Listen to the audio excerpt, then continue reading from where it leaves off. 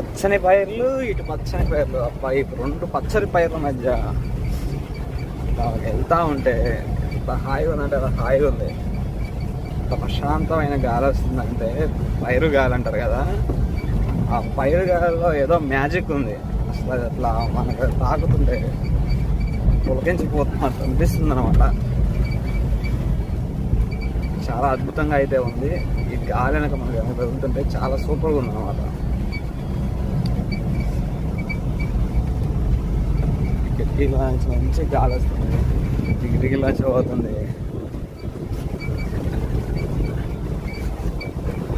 Super ఉంది. మధ్య మధ్యలో పల్ల